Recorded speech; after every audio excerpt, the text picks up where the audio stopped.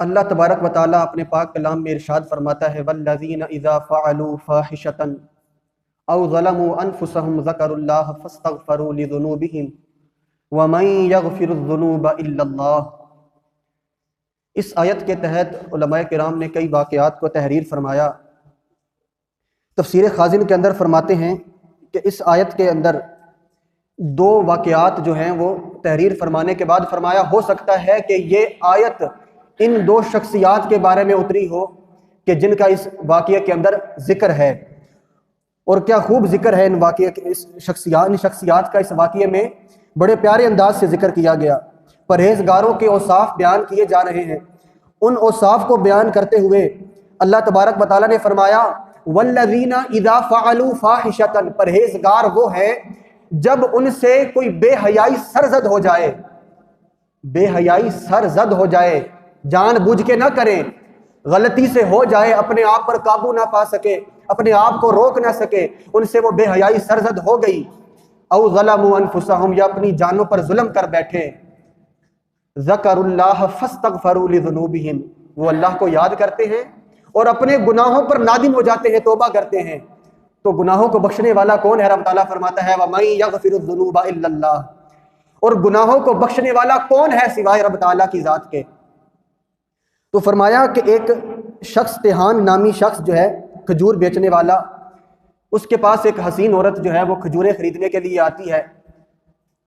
وہ اسے دکاندار نے کہا کہ یہ کھجوریں اچھی نہیں ہیں، بہترین کھجوریں میرے گھر میں پڑی ہیں۔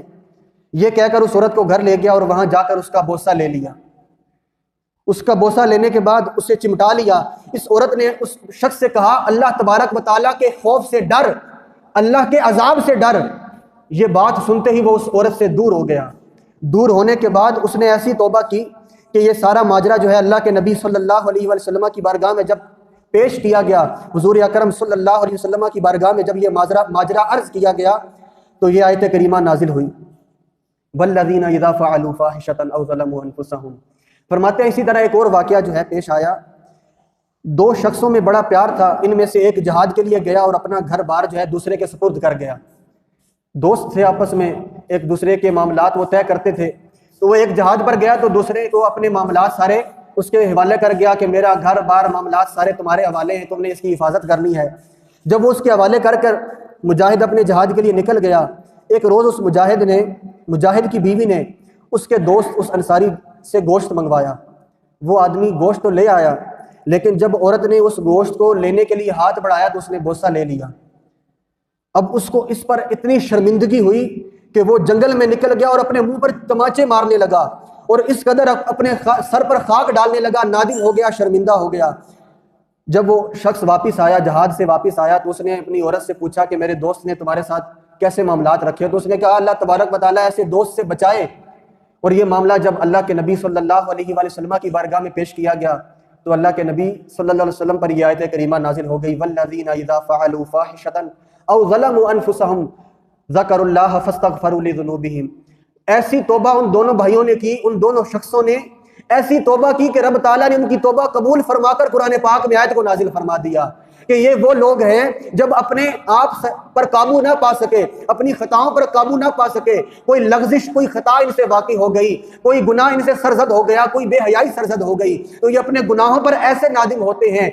کہ اللہ تبارک و تعالیٰ قرآن میں فرماتا ہے والذین اذا فعلوا فاحشۃ او ظلموا انفسهم فاستغفروا لذنوبهم،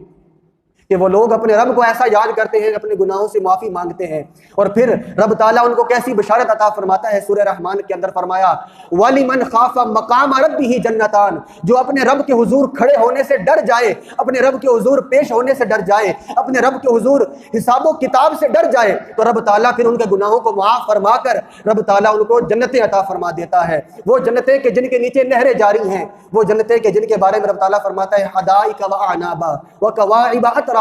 وکأسا دہاقا لا یسمعون فیہا لغوا ولا کذابا۔ یہ وہ لوگ ہیں جو اپنے گناہوں پر نادم ہو جاتے ہیں،